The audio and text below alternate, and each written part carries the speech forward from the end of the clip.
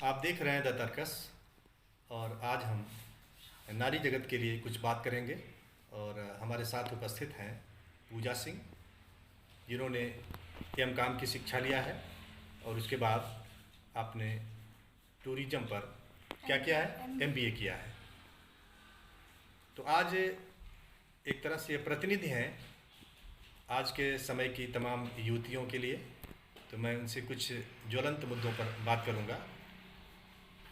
एक सामाजिक बड़ा मुद्दा है आज के समय में दहेज। दहेज और लड़कियों की शादी को लेकर के तमाम परिवार के लोग पीड़ित हो जाते हैं, दुखी हो जाते हैं। लड़की के पैदा होते ही जैसे उनके ऊपर पहाड़ टूट पड़ता है, इस तरह का वातावरण बन जाता है। इसको बदलने की ज़रूरत है, उसमें चेंज करने की ज़रूरत है। इन मुद्दों पर हम थोड़ा बात करेंगे। पूजा जी, आप की पढ़ाई के बारे में एक बार बता दें, क्या क्या पढ़ाई आपने किया है?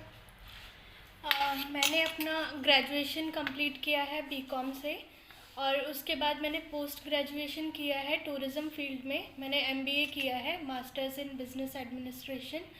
तो उसके बाद मैं अपना टूरिज़्म का बिज़नेस परस्यू कर रही हूँ। अभी हमारे बिज़नेस को कम से कम 4 साल हो गए हैं और अभी भी मतलब हम उस क्षेत्र में काम कर रहे हैं। जो हमारे समाज में नारी और पुरुष का एक अंतर है, बेटा और बेटी में जो एक अंतर है, ये आपने कभी महसूस किया है? बिल्कुल। जैसे कि अगर मेरा फील्ड ही लिया जाए तो बहुत सारे घर वाले भी ऐसे होते हैं जो कभी अपने बेटियों को कभी मतलब एक्सप्लोर करने, किसी टूर पे या किसी जगह पे भेजने में हिचकते हैं। वहीं अगर उनके बेटे जा रहे हों तो उन्हें कोई परेशानी नहीं होती है, वो आराम से परमिशन दे देते हैं। लेकिन लड़कियों के लिए वो एक हिचक रह जाती है। दूसरी बात, अगर कोई लड़की है तो उसके माँ बाप यही चाहते हैं कि अगर ये दिल्ली में है तो ये काम भी दिल्ली में ही रह के करे। जबकि मेरा खुद का जो फील्ड है वो ऐसा नहीं है कि किसी एक स्टेट में बैठकर हम पूरा काम कर सके। तो हमें कभी नॉर्थ में भी होना होता है, कभी साउथ में भी होना होता है। तो उसके लिए मतलब पेरेंट्स का थोड़ा सा वो होता है कि हम अपनी बेटी को बिना किसी गार्जियन के इतने अलग अलग जगहों पे कैसे भेज दें।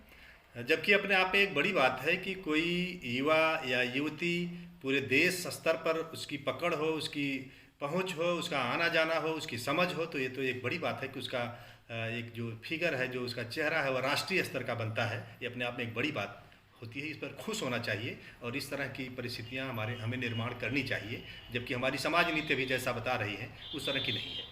एक चीज़ मैं आपसे जानना चाहूँगा कि आपको ये पता है कि बेटा पैदा होता है तो घर में सोहर गाई जाती है, और बेटी पैदा होती है तो सोहर नहीं गाई जाती है, या कुछ एक बहुत सीमित लोग होंगे जो शायद उस पर मिठाई बांटते हैं। कुछ शुरुआत हुई है, पहल हुई है, लेकिन अभी वह नगण्य है, बहुत कम है, और सोहर गाने की भी प्रथा अभी तक नहीं है। आप क्या चाहती हैं कि ऐसा होना चाहिए समाज में परिवर्तन? बिल्कुल, मैंने भी मतलब अभी अपने फैमिली में ही मैं बता रही हूँ कि अगर किसी की पहली बेटी हो गई तो वो खुश रहते हैं। लेकिन उसी के बाद अगर दूसरी भी बेटी हो जाए तो पूरे घर में ऐसा माहौल हो जाता है जैसे मातम हो गया हो, क्योंकि उन्हें दूसरी बेटी नहीं चाहिए। अगर चाहिए भी तो एक चाहिए, और किसी किसी को तो वो एक भी नहीं चाहिए। यहाँ तक कि मैंने अपने गांव में भी देखा है, वही आप जो बोल रहे हैं सोहर वाली बात, तो बेटा होता तो पूरे गांव में मिठाई जाएगी, गाने आएंगी घर पे। लेकिन लड़कियां होती हैं तो ऐसे लगता है कि हाँ बस हो गई है, और थोड़ा सा मुंह मीठा करवा दो और ख़त्म। एक चीज़ और हमने सुना है, आपने भी देखा है, पूरे समाज में ये चलता है कि जब अगर किसी औरत को, किसी माँ को बेटियाँ पैदा होती हैं, कई हो गई, तो उसका सारा दोष उसके मत्थे मढ़ा जाता है कि इसके अंदर क्या है कि ये बेटी ही बेटी हो रही, बेटा नहीं पैदा हो रहा है। उसको दोषी ठहराया जाता है। कई बार उसको बड़ी मानसिक प्रताड़ना झेलनी पड़ती, कई बार शारीरिक प्रताड़नाओं से भी गुजरना पड़ता है। उसको ठीक से उसकी सेहत का ध्यान नहीं दिया जाता, उसको खान पान नहीं दिया जाता, और उस पर तमाम लोग फप्तियाँ कसते हैं, उलाहना देते हैं। ये आपने कभी सुना है? बिल्कुल। ये चीज़ मैंने बहुत बार देखी है कि मतलब अगर एक औरत है और उसके बैक टू बैक मतलब दूसरी भी बेटी हुई, तीसरी भी बेटी हुई, तो उसको ही ताने दिए जाते हैं कि तू हमारी पीढ़ी को आगे नहीं बढ़ा सकती और तेरा घर में रहना ख़राब है। जबकि अगर हम बायोलॉजिकली भी देखें तो बायो में भी ये है कि औरतों का एक्स एक्स होता है और आदमियों का एक्स वाई होता है। तो अगर लड़का हो रहा है या लड़की, ये औरतों पे डिपेंड नहीं होता, पुरुष जिम्मेदार है। पुरुष जिम्मेदार है। अगर वो अपने एक्स और एक्स को करेंगे तब वो लड़की होगी। इसमें 4 संभावनाएं होती हैं, 4 में से 3 लड़कियां हो सकती हैं और 1 लड़का हो सकता है। तो इसमें औरतों का कुछ नहीं है, इसमें पुरुष जिम्मेदार हैं। तो अगर कोसना भी है तो उनको कोसा जाए। मैं अपने दर्शकों को और खासतौर से नारी जगत की उन सारी महिलाओं को बताना चाहता हूँ कि आँख खोल कर सुन लें, जान लें कि अगर कोई औरत किसी औरत को जिम्मेदार ठहराती है बच्चियों के पैदा होने के लिए, बेटियों के पैदा होने के लिए, तो सरासर गलत है, नाइंसाफ़ी है, बिल्कुल गलत बात है। और वह उसकी जाहिलियत का परिचय है कि वो ऐसा विचार करने वाले जाहिल हैं, जपाट हैं, उनके पास अकल नाम की चीज़ नहीं है। जो विज्ञान ने घोषित कर दिया है, जो डॉक्टरों ने बता दिया है, उससे उनको कोई अता पता नहीं, दूर दूर तक उससे कुछ लेना देना नहीं। वो अपनी राग अलापते हैं और समाज में दुर्व्यवस्था को जन्म देते हैं। नारी के साथ अनेक अत्याचार हुए हैं। कभी सती प्रथा के रूप में अगर विवाह के 1 दिन बाद भी उसका पति मर गया तो उसको जला दिया जाता था, ढोल नगाड़े बाजे के साथ जला दिया जाता था। कितना अमानवीय, कितना शैतानियत का दहशत भरा यह कृत्य होता था और उसको महिमा मंडित किया जाता था कि वो सती हो गई। किसी को भी कोई नहीं चाहता कि उसको जला दिया जाए, सबकी जीवित रहने की इच्छा सबकी होती है। और अगर मैं कहता हूं कि अगर किसी के पति के मरने पर औरत को जलाया गया तो किसी के औरत के मरने पर उसके पति को क्यों नहीं जलाया गया? ये भी तो सवाल है। कैसी समानता? हम तमाम धर्म की ऊंची ऊंची बातें करते हैं, कहते हैं कि नारी देवी है। यही देवी है कि उसको समानता का, बराबरी का अधिकार देने के लिए तैयार नहीं और देवी बनाने के लिए तैयार है। ये बातें कहीं गले नहीं उतरती हैं। तो अभी हम चर्चा कर रहे थे कि अगर किसी के पास बेटियां पैदा होती हैं तो उसका जिम्मेदार पुरुष है। यह मेडिकली डॉक्टरों ने, वैज्ञानिकों ने स्पष्ट कर दिया है। तो ये जो एक अपराध समाज में हो रहा है वह रुकना चाहिए और इस पर काम होना चाहिए। आगे जब हम बढ़ते हैं तो सती प्रथा के बाद फिर था कि विधवा का विवाह नहीं हो सकता। यह भी एक अपराध था, यह भी एक बहुत बड़ा अत्याचार था। धीरे धीरे उस पर उस समय की सरकार ने ध्यान दिया और आज वो चीज़ें बदली हैं। इसके बाद एक व्यवस्था थी कि 14 साल के अंदर लड़की की शादी कर दिया जाए, अन्यथा हमारा धर्म चला जाएगा, धर्म के विरुद्ध हो जाएगा। और आज आप देख रहे हैं कि अगर 18 साल से पहले कोई लड़की की शादी करता है तो उसको जेल के सीखचों में नजर आना पड़ेगा। ये परिवर्तन हुआ है, कानून ने इस पर संज्ञान लिया और ये चीज़ें बदली। इसी तरह से आज समाज में कई सारी ऐसी चीज़ें हैं, कई मानसिक गुलामी से हम इतने घिरे हुए हैं कि उनको तोड़ना पड़ेगा। और जो लोग ऐसा सोच सकते हैं, चिंतन कर सकते हैं, अपने समय के प्रतिनिधि हैं, जैसे तमाम लोगों ने क्रांतिकारी कदम उठाए, संघर्षों के बाद समाज को कुछ नई दिशा दिया, आज भी कुछ लोग ऐसे होने चाहिए और हैं। और उनको हमेशा मुखर रहना चाहिए, कभी भी गलत बात को स्वीकार नहीं करना चाहिए। सच कहने का मादा होना चाहिए, हिम्मत होनी चाहिए, उसको लेके आगे आना चाहिए। इसी तरह की एक समस्या आज समाज में, हालांकि कानून ने घोषित कर दिया है कि दहेज लेना अपराध है, लेकिन मैं बताना चाहता हूं दर्शकों को, ये खुलेआम सभी जानते हैं कि यह एक कहने की बात है और पर्दे के पीछे सारी धड़ल्ले से दहेज का लेन देन होता है। इतना ही नहीं, पैसे गिने जाते हैं, सार्वजनिक रूप से कई जगह गिने जाते हैं कि इतना इनको दिया गया और लोग अपनी महिमा दिखाते हैं कि हमको इतना मिला और हमने इतना प्राप्त किया। और उसमें कितने ताम झाम सारी प्रतिबंधित चीज़ें होती हैं, हर्ष फायरिंग की जाती है, बंदूक की गोलियां दागी जाती हैं। और जिसको दहेज देना पड़ता है वह कर्ज लेकर के अपनी बेटी की शादी करता है, हाथ पीले करता है। वो विवाह कहाँ होता है? वहाँ तो आह भरी होती है। जो आह से ग्रस्त हो उसको हम कैसे विवाह कहें? लेकिन ऐसा ही हो रहा है। तो पूजा जी, मैं आपसे जानना चाहता हूँ कि जो दहेज, कहीं भी शादी की बात आती है तो सबसे पहले तो वह लड़की की पैमाइश करते हैं। और हमारे समाज में कई कुरीतियां हैं कि ध्वनि प्रदूषण का इतना बड़ा, किसी मंगल अवसर पर इतना ध्वनि प्रदूषण करना, जिसके बारे में सबको मालूम है कि ध्वनि प्रदूषण से गर्भ में पल रहे बच्चे भी प्रभावित होते हैं, पूरा समाज प्रभावित होता है, कितने लोगों को हार्ट का अटैक आ सकता है और तमाम बीमारियों को बढ़ाने वाला होता है। इसमें कहीं से किसी का हित, जनहित, लोकहित की कहीं बात नहीं होती है। इसी तरह से पूरा नशे में लोग झूमते हुए विवाह के अवसर पर जाते हैं, यह भी एक बुराई है।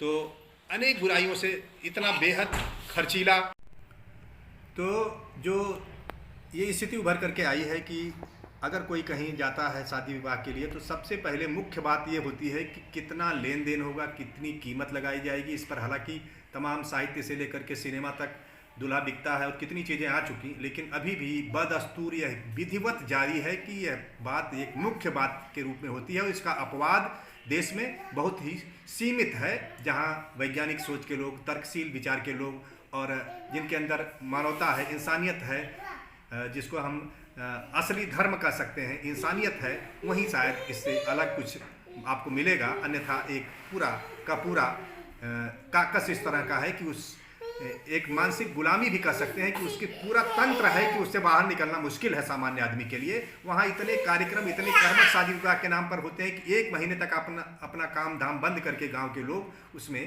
फंसे रहते हैं और हर कदम पर उनके पैसे खर्च होते हैं।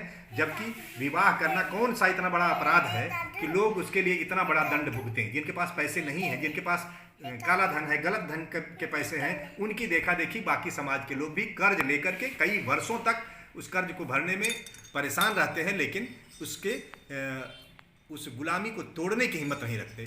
मैं समझता हूं कि इसके लिए समझदार लोगों को आगे आना चाहिए और विवाह को इतना सहज, सरल और कम खर्चीला बना देना चाहिए कि मैं तो समझता हूं कि दोनों परिवार के, दोनों जुड़ने वाले परिवार के लोग एक साथ उपस्थित हों और वहाँ एक माले की ज़रूरत है, एक माला दोनों को पहनाएं और हो गया, दोनों एक दूसरे के साथ जुड़ गए। परिवार के लोग इसमें अपना आशीर्वाद दें, खुशियां बनाएं और हो गया विवाह। इसमें क्या जरूरत है? और भी दूसरा तरीका है, हम संवैधानिक तरीके से करें, कोर्ट मैरिज का भी एक तरीका है और इसकी भी कोई बाध्यता नहीं है। कम खर्चीला, बिल्कुल कम समय में जब सब कुछ निर्धारित हो जाए तो हमें इस तरह से विवाह करना चाहिए। मैं आपसे कुछ जानना चाहूँगा कि जो परिवार सीधे सीधे पैसे मांगते हैं, कई बार परिवार के लोग पैसे मांगते हैं, कई बार माना जाता है कि लड़के के जो माँ हैं, किसी का नाम डाल दिया जाता है कि उनकी ये ख्वाहिश है, उनकी ये इच्छा है। कई बार लड़के द्वारा ये कहा जाता है कि हमारी ये ख्वाहिश, हमारी ये इच्छा है। कई बार ऐन मौके पर शादी के दिन जो बातचीत वादा रहता है उसमें कुछ कमी आ गई तो बारातें लौटने की बात आ जाती है, एक दूसरे से भिड़ंत हो जाता है। और मैं एक बात बताना चाहता हूँ दर्शकों को कि दहेज के साथ ही ये बात जुड़ी हुई है कि जो खर्चीली शादी है इसमें वर पक्ष की, लड़के की तरफ से भी बड़ा पैसा खर्च होता है। उस ताम झाम में, उस दिखावटी में, उस वाहन, गाड़ी, साधन में, इसके नाते वो मजबूर होता है पैसा मांगने के लिए कि हम इतना करेंगे। और लड़की के लोग भी चाहते हैं खूब ताम झाम से, गांव की भाषा में कहते हैं कि हम बहुत रज गज से शादी करेंगे। रज गज, गज माने हाथी होता है, पहले हाथी होती भी आती थी, घोड़ा और हाथी सब दिखावा होता था एक दिन के लिए, वो राजा की तरह से ट्रीट किए जाते थे। ये सब चीज़ें कहीं अभी भी तिलक होती है। बताइए कि किसकी राज तिलक हो रही है, कौन युवराज है? ये सब चीज़ें बहुत ही हास्यास्पद होती हैं। तो ये मैं जानना चाहता हूँ कि इस तरह की जहाँ दहेज की मांग होती है उनके बारे में आज की जो युवतियाँ हैं, जो पढ़ी लिखी लड़कियाँ हैं, कई बार तो लड़कियाँ भी मांग करती हैं अपने बाप से कि हमको इतना ज़्यादा चाहिए। लेकिन समझदार और प्रगतिशील और अच्छे लोगों को इस बारे में क्या सोचना चाहिए, क्या कहना चाहिए, क्या कहना चाहेंगी? मेरे हिसाब से जो आपने ये दहेज का मुद्दा बोला है, ये एक बहुत बड़ा मुद्दा है इस चीज़ पे भी कि लोग आजकल बेटियां पैदा ही नहीं करना चाहते हैं, क्योंकि उन्हें पता है जब वो बड़ी होगी ऐसे ही कोई बड़ा सा दहेज मांगेगा और हमें अपना घर गिरवी रखना पड़ेगा, सारे जेवरात और सब कुछ गिरवी रखने के बाद भी कुछ ना कुछ कमी रह ही जाती है। तो ये दहेज वाली प्रथा मेरे हिसाब से तो बहुत ही गलत है, क्योंकि अगर आपका बेटा उतना कैपेबल है, अगर आपने उसे उतना पढ़ाया है, तो वो खुद कमा के अपनी फैमिली चला सकता है। दहेज की ज़रूरत क्या है? और अगर आपकी बेटी भी है जिसको आप दूसरे घर भेज रहे हैं, उसको आपने बचपन से पाला पोसा, पढ़ाया लिखाया, तो वो लड़की अपनी पढ़ाई खुद करके, खुद कमा के अपने घर वालों का काम चला सकती है, अपने घर वालों को खिला सकती है कमा के। तो पता नहीं, मेरे ख्याल से मतलब गाँव में जो ये सोच है कि हमारी बेटी जाएगी तो हम उसके साथ कुछ सामान भेजें जिससे कि उसका जीवन अच्छे से कट पाए, ये सब बेकार है।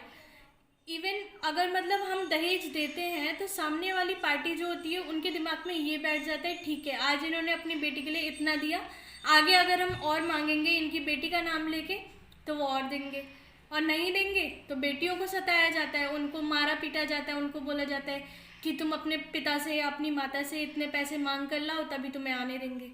तो दहेज की प्रथा मेरे हिसाब से ख़त्म हो जानी चाहिए, लेकिन फिर भी कहीं ना कहीं हर कोने में मतलब 80% लोग आज भी दहेज ले रहे हैं। दहेज ले रहे हैं और दहेज देने वाले को भी लगता है कि हम नहीं देंगे तो हमारा अपमान हो जाएगा। उनको भी न देने के लिए भी हिम्मत की ज़रूरत है और वो हिम्मत लोगों के अंदर नहीं है। लोगों के अंदर वो गुलाम है कहीं न कहीं से। तमाम ऐसी गुलामी उनके मन में पली हुई है कि उससे बाहर निकलने के लिए उनके पास साहस आज भी नहीं हो पा रहा है। तो ये तमाम ऐसी ज़रूरतें हैं और विवाह को लेकर के कई सारी चीज़ें हैं, उसमें इतने क्रिया कर्म कर्मठ बनाए गए हैं। मैं समझता हूँ कि इससे लोगों को, इस देश को कमज़ोर होना पड़ता है, लोगों की आर्थिक स्थिति और बिगड़ती है, फालतू के खर्चे होते हैं, फ़ायदा किसी का नहीं होता है।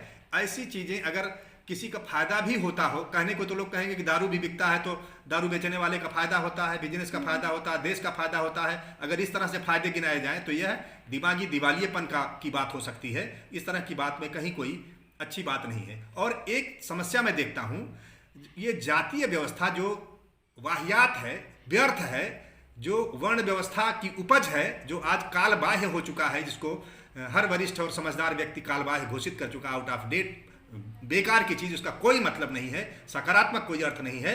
तो ऐसी जातीय व्यवस्था के नाते एक बाप जब या भाई अपनी बहन के लिए, बेटी के लिए जब वर खोजता है तो उसके लिए एक सीमित दायरा होता है अपनी बिरादरी, और उस बिरादरी में ही उसको शादी करना है।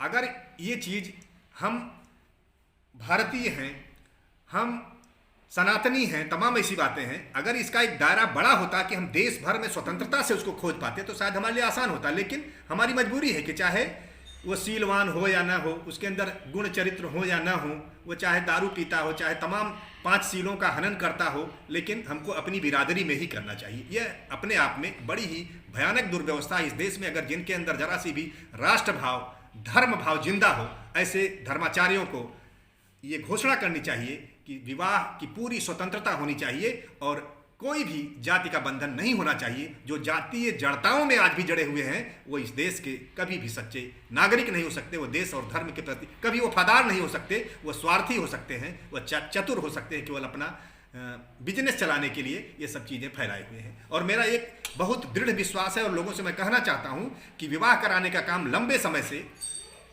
पुरुषों ने कराया, अब वह समय आ गया है कि केवल और केवल नारियों के द्वारा विवाह कराया जाए। क्योंकि अगर वह पायलट हो सकती हैं, वह देश की राष्ट्रपति हो सकती हैं, तो विवाह कराने की भूमिका क्यों नहीं अदा कर सकती। इसलिए, और वह भी उसके लिए कोई पुरोहित की ज़रूरत नहीं है। हर घर में पढ़े लिखे लोग हैं, जो 8-10 तक पढ़ा है, वो अपना हर काम कर सकता है, तो विवाह क्यों नहीं करा सकता। तमाम हमारे देश में इस तरह के समाज हैं। एक समाज जिनको हम चमार जाति के रूप में आज कहते हैं, पहले चमार कहना प्रतिबंधित माना जाता था कि यह कानूनन अपराध होगा, लेकिन आज वो कहते हैं कि नहीं, हमें चमार कहने में कोई बुराई नहीं है। तो ऐसे लोग जिनको बल्कि हरिजन शब्द से कभी संबोधित किया गया, जो आपत्तिजनक है, जिस पर बाबा साहब अम्बेडकर ने ऐतराज़ किया और वह आज प्रतिबंधित शब्द बन गया है, तो वो लोग कभी भी किसी बिचौलिए को इस तरह से खास बिरादरी के या किसी से शादी कराने का काम नहीं करते। उनके घर परिवार रिश्तेदार में से कोई आराम से उनकी शादी करा देता है, कोई झंझट नहीं, कोई फालतू खर्च नहीं, कोई इस पर दान दक्षिणा की कोई ज़रूरत नहीं। तो ये चीज़ें हमको समझनी पड़ेंगी। और हमारे ही देश में जो असली भारतीय संस्कृति है, भारतीय संस्कृति का मतलब कई बार लोग केवल ब्राह्मण संस्कृति को समझ लेते हैं। इस देश में श्रमण संस्कृति की एक व्यापक परंपरा रही है, जो प्राचीन काल से इस देश में है, और जो भारतीय संस्कृति दुनिया में जानी जाती है उसमें श्रमण संस्कृति की बहुत बड़ी भूमिका है, जिसको जैन धर्म के सारे तीर्थंकरों ने और सभी बुद्धों ने इस देश में स्थापित किया था। जो आदिवासी संस्कृति है, वहाँ लड़कियों को कोई दहेज नहीं लिया जाता और पूरी तरह से बिना तामझाम के कभी भी क्षण भर के लिए वो पर्दा प्रथा का पालन नहीं करती, किसी घूंघट में नहीं आती हैं, और एक ऐसा आदर्श व्यवस्था है। और भारत जो दुनिया में विश्वगुरु के रूप में कहा जाता है, वह श्रमण संस्कृति की देन है, पाखंडवाद की देन नहीं है, ये समझना पड़ेगा। तो आइए आज हम इस मौके पर पूजा जी से हमारी बात हो रही है, इस बहाने हम देश भर की नारियों से, युवतियों से यह आह्वान करना चाहते हैं कि जो लोग भी इस पाखंडवाद से जकड़े हुए हैं, जो जाति और तमाम पाखंडों से जुड़ करके नारी के शोषण के कारण बने हुए हैं, ऐसे लोगों को बिल्कुल इनकार करें और घोषणा कर दें कि जो दहेज मांगेगा उसका विवाह कतई ना हो। और हर लड़कियां ये ठान लें कि जो दहेज मांगता है उससे हम कतई विवाह नहीं करेंगे। इस देश में एक व्यापक चेंज की जरूरत है। कई लड़कियों को बिना विवाह के रहना पड़ेगा और इस आंदोलन को आगे बढ़ाना होगा, तभी हमारा देश आज़ादी की तरफ बढ़ पाएगा। ये आज़ादी की जरूरत है, देश की आज़ादी की जरूरत है, समाज की, और हर तरह से हमको मजबूत होना है। तो इस तरह के पतित विचार के लोगों को दंडित करना पड़ेगा, प्रताड़ित करना पड़ेगा, उनका बहिष्कार करना पड़ेगा, तभी हम आगे बढ़ पाएंगे। आइए आज हम ये संकल्प लें और फिर हम इस विषय पर आगे आपसे और युवतियों से बात कराते रहेंगे और हमको इस बात को लेकर आगे बढ़ना होगा। इसी बात के साथ आज की यह वार्ता हम यहीं पर स्थगित करते हैं। अगली वार्ता में फिर आपसे मिलेंगे, फिर आपसे बात करेंगे। जय भारत, जय जगत।